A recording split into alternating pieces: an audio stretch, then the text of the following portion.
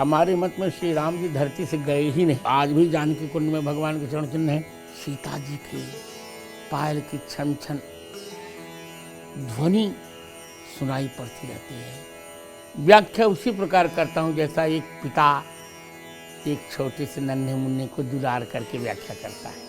पहले भी राम जी थे, आज भी भगवान राम हैं और पश्चात भी भगवान राम रहेंगे। बचपन को प्रबुद्ध करो, यौवन को शुद्ध करो और वृद्धावस्था को सिद्ध करो। अयोध्या वासिनः सर्वे जगन्नाथस्य मूर्तयः। वहाँ कोई मरा ही नहीं राम जी के समय। अल्प मृत्यु नहीं कमुनि पीरा, सब सुंदर सब विदित शरीरा, सब गुणज्ञ सब पंडित ज्ञानी, सब कृतज्ञ नहीं कपट सयाना। नहीं दरिद्र को दुखी न दीना, नहीं को अबुझ लक्षण ही ना। वहाँ किसी की अल्प मृत्यु थी ही नहीं। चारों को सबको भगवान राम ने अमरत्व दिया। अयोध्या में तो प्रजा सहित रघुवंश समन किम गमने नहीं। हमारे मत में श्री राम जी धरती से गए ही नहीं। यही एक ऐसा अवतार है जो कभी धरती से नहीं जाता। लोग भ्रम में जी रहे हैं। सभी अवतारों की श्राद्ध कथा पुराणों में वर्णित है, पर जब राम जी धरती को छोड़कर गए ही नहीं, शरीर छूटा ही नहीं, तो उनकी श्राद्ध की कथा कैसी? इसे राम जी की कोई श्राद्ध की कथा नहीं आती, कोई श्राद्ध तर्पण राम जी के लिए नहीं आता। पहले भी राम जी थे, आज भी भगवान राम हैं और पश्चात भी भगवान राम रहेंगे। वाल्मीकि का उत्तरकांड प्रक्षिप्त है मेरे मत में और यही प्रमाण भी है। सबकर परम प्रकाशक जोई, राम अनादि अवधपति सोई। वो अनादि हैं, नित्य निरंजन सुख संदोहा। नित्य है, निरंजन है, व्यापक ब्रह्म निरंजन, निर्गुण विगत विनोद, सो अज प्रेम भगतवश कौशल्या की गोद। आज भी जानकी कुंड में भगवान के चरण चिन्ह है। बनदेवी मंदिर में भगवान के चरण चिन्ह हैं और स्फटिक शिला में जयंत को जो दंड दिया था, आज भी उसी प्रकार के चरण चिन्ह हैं। और जहाँ आप बैठे हैं इसका नाम है तुलसी पीठ। यहीं पर भगवान राम को मनाने आए हुए अयोध्या वासियों का यहीं पर शिविर था। यहीं पर सुनैना जी कौशल्या जी से मिलने आई थी। तो चित्रकूट के तो एक एक पत्थर पर भगवान के चरण चिन्ह बने हुए हैं। श्री राम का प्रत्येक चरित्र मर्यादामय है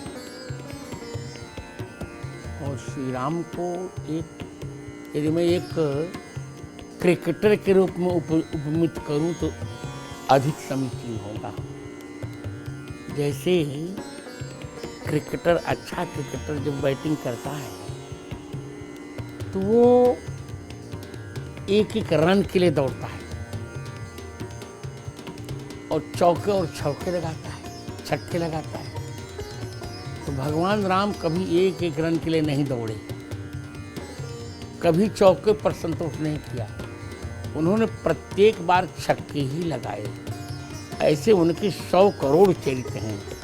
चरितम रघुनाथस्य शतकोटि प्रविस्तरम, एकैकमक्षरम प्रोक्तम महापातक नाशनम। तो ऐसे 100 करोड़ चरित्र हैं भगवान राम के। जन्म से लेकर विश्राम पर, हमारे यहाँ विश्राम होता है, हमारे यहाँ कभी अंत नहीं होता। आप मानस में देखिए, बाल का 9 विश्रामों में कथा है। विश्राम का अर्थ आप जानते हैं ना? विश्राम का अर्थ होता है कार्य को छोड़ थोड़ी देर तक आराम करना, रेस्ट लेना। तो उनका शरीर नहीं छूटा हो तो केवल विश्राम कर लेते हैं। तो कथाओं का विश्राम होता है। विश्राम स्थान में कविवर विश्राम जीवनम सज्जना। संपूर्ण भारतवासियों को यही कहूँगा, राम सापेक्ष राष्ट्रवाद ही हमारी नीति है। श्री राम को आदर्श मानकर ही हम भारत को विकसित भारत बना सकते हैं।